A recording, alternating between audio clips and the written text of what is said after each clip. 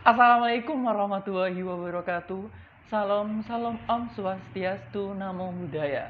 Salam kebajikan, salam sejahtera bagi kita semua. Perkenalkan, nama saya Muhammad Andika Purnama. Saya mahasiswa agribisnis angkatan 2018. Senang berkenalan dengan kalian semua. Saya ucapkan selamat datang kepada calon mahasiswa baru Agribisnis angkatan 2021 dan semoga kalian dapat mengikuti rangkaian acara Gembita ini dengan tertib dan semangat tentunya. Langsung saja, kali ini saya diberi kesempatan untuk menyampaikan materi manajemen konflik dan manajemen waktu, yang sebenarnya adalah hal yang sudah kalian lakukan sehari-hari, namun mungkin belum kalian sadari dan belum dapat diatur sebagaimana mestinya. Mungkin juga beberapa dari kalian sudah mendapatkan materi ini saat dulu mengikuti beberapa acara organisasi kesiswaan seperti OSIS, MPA, Pramuka, dan lainnya. Namun kali ini saya akan memberikan sedikit materi yang dalam bentuk yang berbeda. Tidak lagi tips-tips untuk mengatur konflik dan waktu, namun lebih ke arah alat bantu analisis untuk memutuskan pilihan Anda, to take a decision. Ingat ya, alat bantu analisis. Jadi, tanpa kalian menggunakan ini, kalian bisa asalkan sudah paham dengan konsep apa yang dimaksud.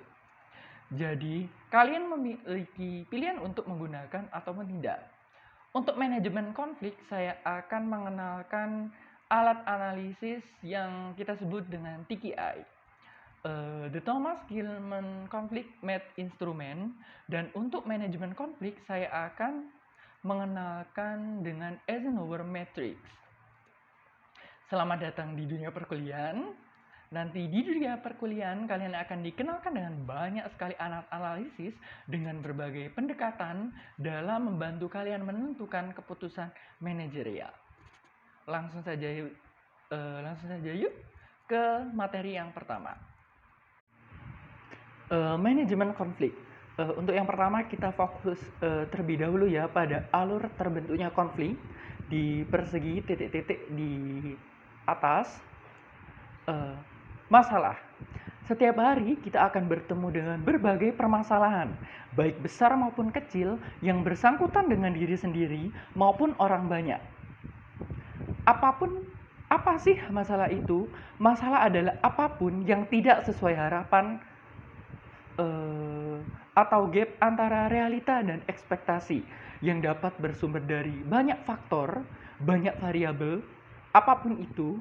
Namun kali ini saya akan lebih fokus pada manajemen konfliknya, bukan problem solvingnya.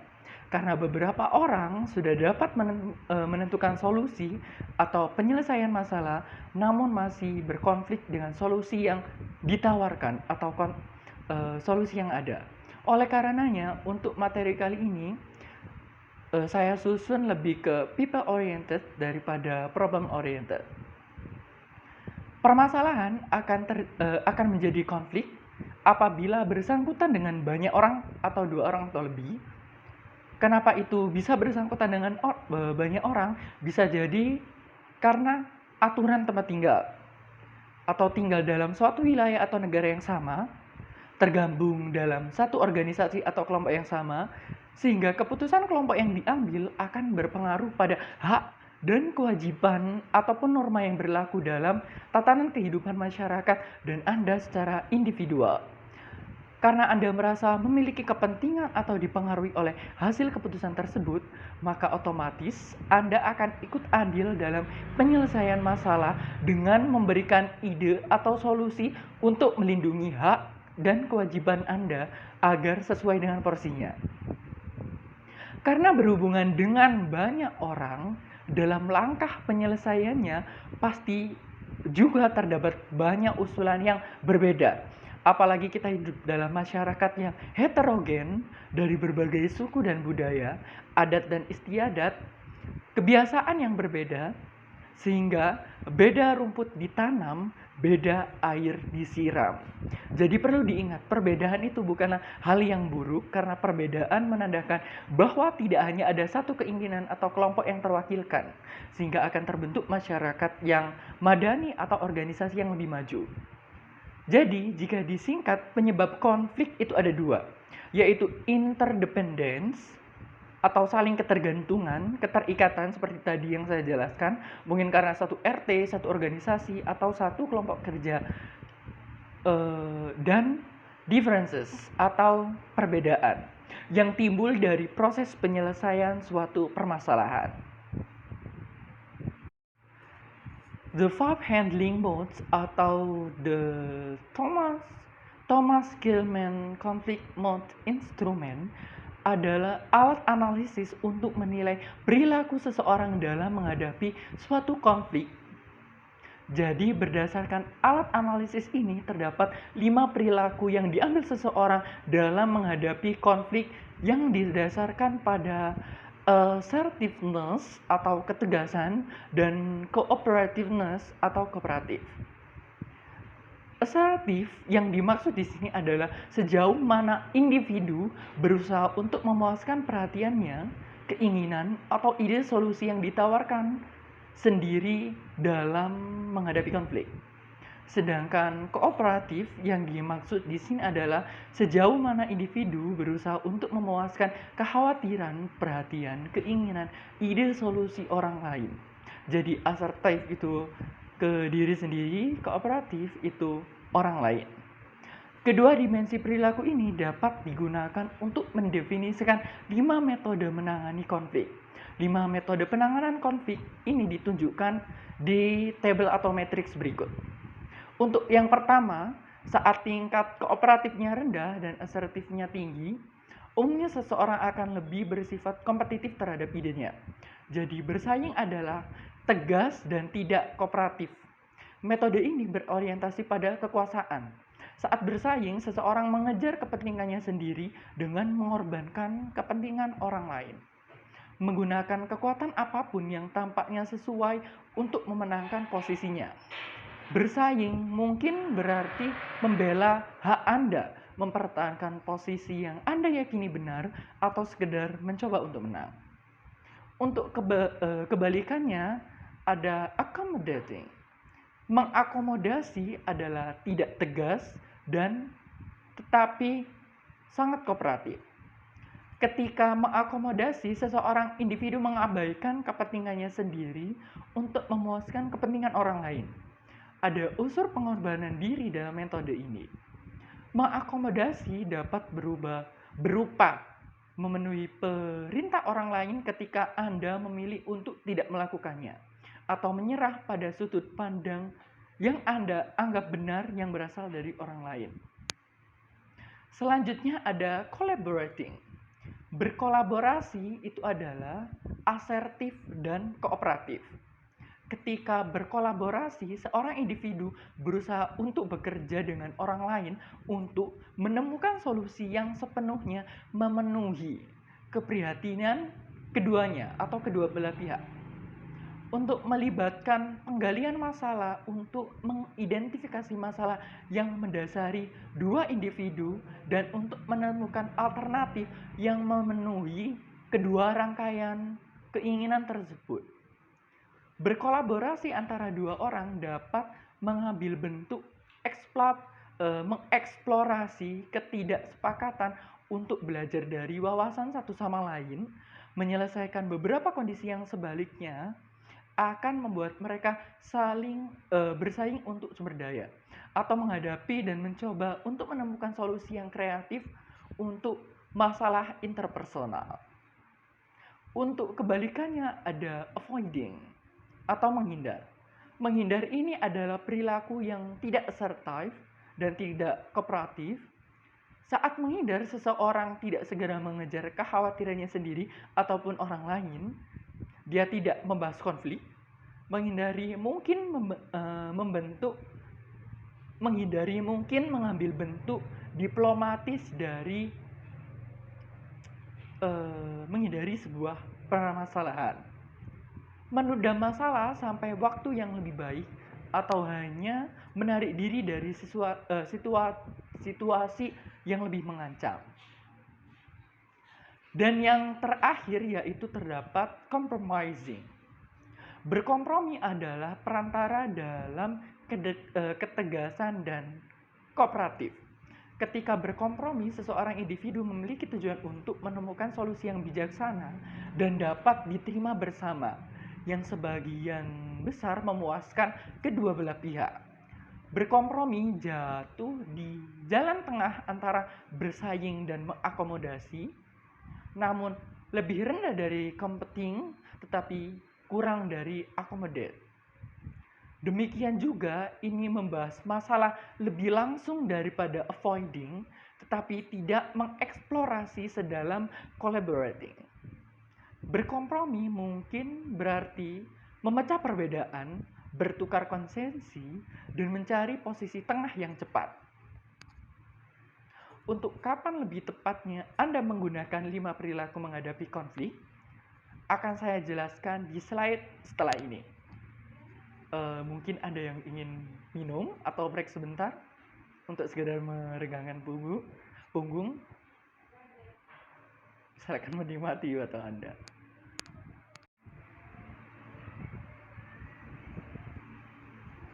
Competing and accommodating. Competing, perilaku ini dapat Anda gunakan ketika tindakan cepat dan tegas sangat penting, misalnya dalam keadaan darurat. Tentang isu-isu penting bagi kesejahteraan perusahaan atau kelompok, ketika Anda tahu bahwa solusi Anda benar. Saat Anda perlu melindungi diri Anda dari orang-orang yang memanfaatkan perilaku non-kompetitif.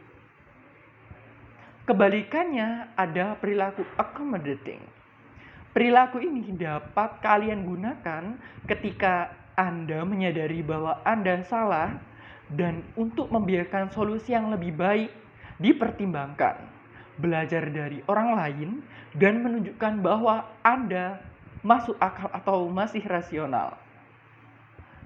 Ketika masalahnya jauh lebih penting bagi orang lain daripada bagi Anda, untuk memuaskan kebutuhan orang lain dan sebagai isyarat niat baik untuk membantu memelihara hubungan kerjasama. Selanjutnya ada avoiding dan collaborating. Untuk avoiding sendiri, perilaku ini dapat kalian gunakan ketika suatu masalah tidak penting atau ketika terdapat masalah lain yang lebih penting dan lebih mendesak.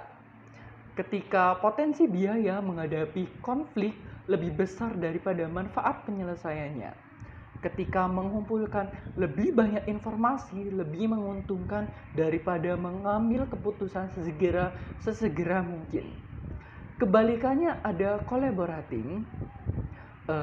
Perilaku ini dapat dipilih ketika Anda perlu menemukan solusi integratif antara kekhawatiran kedua belah pihak tertentu yang terlalu penting untuk dikompromikan. Ketika tujuan Anda adalah untuk belajar dan ingin menguji asumsi lain dan memahami pendapat orang lain.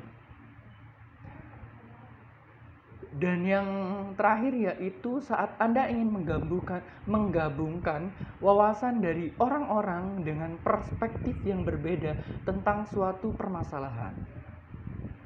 Untuk perilaku yang terakhir ada compromising. Perilaku ini dapat dipilih ketika tujuannya cukup penting tetapi tidak sepadan dengan usaha atau potensi gangguan yang terlibat apabila Anda memutuskan memilih metode yang lebih tegas. Ketika dua lawan dengan kekuatan yang sama berkomitmen kuat untuk tujuan yang saling eksklusif. Ketika Anda ingin mencapai penyelesaian sementara dari masalah yang kompleks. Ketika Anda harus sampai pada solusi yang tepat di bawah tekanan waktu. Dan sebagai metode cadangan pada saat berkolaborasi dan kompetitif gagal. Untuk materi manajemen konflik akan saya cukupkan. Kalau dirasa masih kurang atau ingin lebih tahu ingin tahu lebih jauh tentang TKI atau The Thomas Gilman Conflict Mode Instrument, silakan mencari di internet atau video YouTube lainnya, karena metode ini cukup umum dipakai para akademisi, namun mungkin nanti artikel-artikel yang muncul kebanyakan berbahasa Inggris. Sebagai bahan evaluasi, apakah materi tadi disimak dengan baik? Silakan menjawab pertanyaan ini di kolom komentar. Dan selanjutnya kita akan memasuki materi tentang manajemen waktu. Manajemen waktu. Tentu saja jika berbicara tentang manajemen waktu, pasti tentang manajemen, mengatur waktunya atau urusannya, sehingga kalian dapat menyelesaikan suatu urusan pekerjaan atau apapun itu dalam waktu yang efisien. Jika manajemen konflik, tujuannya untuk efektif karena sumber daya perlu diatur, solusi perlu diputuskan, namun manajemen waktu lebih ke arah efisien, tepat guna, sesuai takaran, selesai dalam waktunya. Jadi, tujuan dari manajemen waktu sendiri adalah yang pertama, selesai tepat waktu. Yang kedua, selesai pada waktu yang lebih baik. Kalau tepat waktu itu sesuai deadline-nya, sesuai jatuh temponya. Kalau selesai pada waktu yang lebih baik ini belum tentu waktu yang sebelumnya ya. Bisa jadi itu bisa jadi banyak hal sih. Belum tentu sesuatu yang selesai sebelum waktunya itu tuh lebih baik. Jadi takaran lebih baik ini akan kalian tentukan sendiri. Dan yang terakhir adalah untuk menikmati waktu, dalam tanda kurung hidup. Jadi agar kalian tuh tidak hanya bekerja, tapi pasti butuh refreshing, berlibur dan sebagainya. Oleh karenanya, segala urusan yang kalian anggap penting itu harus dikerjakan terlebih dahulu.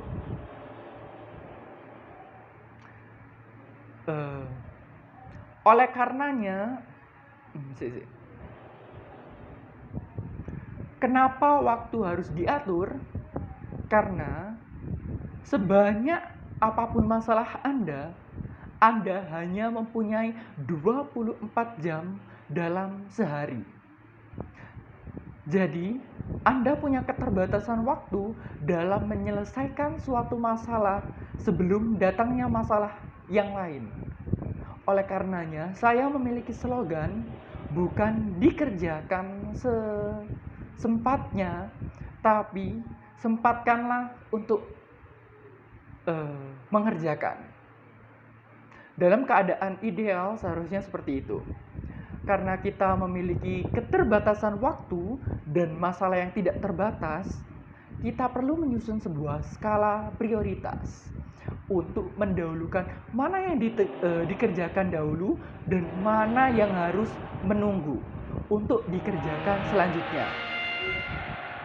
Untuk itu, saya akan memberikan satu alat analisis manajemen waktu, yaitu Eisenhower Matrix.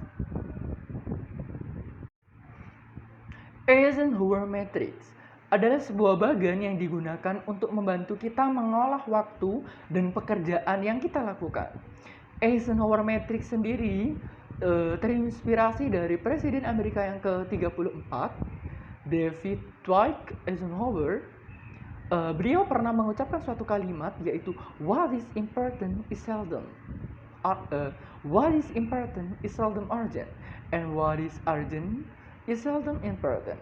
Apa yang penting biasanya tidak mendadak, dan apa yang mendadak biasanya tidak penting. Dan kalimat tersebut adalah asal mula dari Eisenhower Matrix ini. Matrix ini bertujuan untuk membantu kita memutuskan suatu pilihan dengan melihat apakah pilihan tersebut penting atau tidak penting, important or not important, mendadak atau tidak mendadak, urgent or not urgent. Jadi untuk masalah urusan pekerjaan yang penting dan mendadak, do it, lakukan. Penting dan tidak mendadak, plan it, rencanakan. Tidak penting dan mendadak, delegasikan.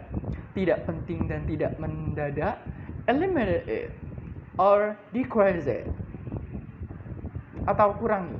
Eliminasi atau hilangkan atau kurangi itu. Untuk kuadran yang pertama, penting dan mendadak, important and urgent. Di kuadran ini Anda dapat memasukkan hal yang penting dan mendesak. Aktivitas yang terletak di kuadran ini harus diselesaikan pada waktu itu juga. Contohnya saja, Anda sedang berlayar di tengah laut dengan menggunakan perahu, lalu ternyata ada lubang di perahu Anda dan air tiba-tiba masuk dan membuat perahu Anda tenggelam perlahan. Hal yang dapat Anda lakukan di situasi ini adalah berusaha sekuat mungkin untuk menguras air dan mengeluarkannya dari perahu. Anda tidak mungkin menunda pekerjaan tersebut karena mengancam nyawa, dan Anda terpaksa melakukan kegiatan tersebut. Di kuadran ini, Anda terpaksa melakukan pekerjaan tersebut sebaik mungkin dan secepatnya. Untuk kuadran yang kedua adalah penting namun tidak mendesak. Important but not urgent. Di kuadran ini Anda dapat memasukkan hal yang penting dan tidak mendesak. Aktivitas yang terletak ini di kuadran ini tidak perlu diselesaikan pada waktu itu juga, tapi hasil dari pekerjaan yang terdapat di kuadran ini berdampak besar.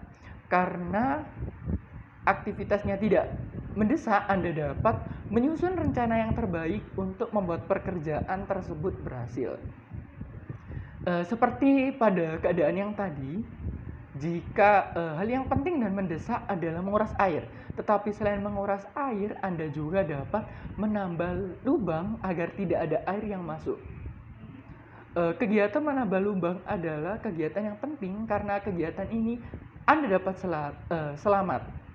Bisa jadi. Atau selain menambal, Anda juga harus menangkap ikan untuk dijual. Kegiatan menangkap ikan ini dalam kondisi situasi tersebut dapat ditunda karena tidak mendesak.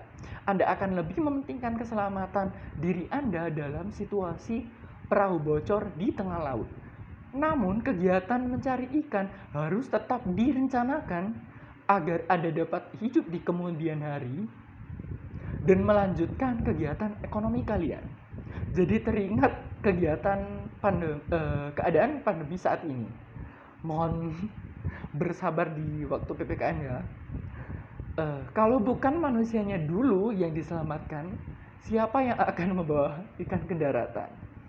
Begitu juga di kegiatan kuliah nanti, kebanyakan adalah hal yang important but not urgent, sehingga kalian perlu menjadwalkannya sebaik mungkin.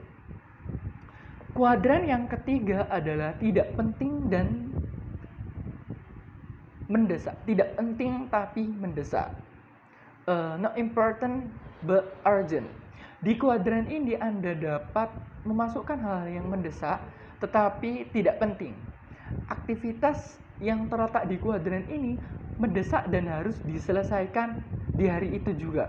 Tetapi Anda mempunyai prioritas yang tinggi yang menyebabkan kegiatan tersebut tidak terlalu penting. Hal yang terbaik yang dilakukan di kuadran ini adalah dengan mendelegasikan pekerjaan tersebut ke orang lain. Hal ini ditujukan agar Anda dapat lebih fokus pada hal yang lebih penting dan orang lain dapat mengerjakan hal yang mendesak tersebut. Contohnya, bayangkan Anda di perahu tadi, misalkan Anda mempunyai teman yang juga bersama Anda duduk di perahu yang bocor tersebut. Anda dapat menyuruh teman Anda untuk menghubungi pelabuhan untuk memberitahu bahwa perahu Anda tenggelam, atau juga Anda menguras dan teman Anda yang menutup lubang.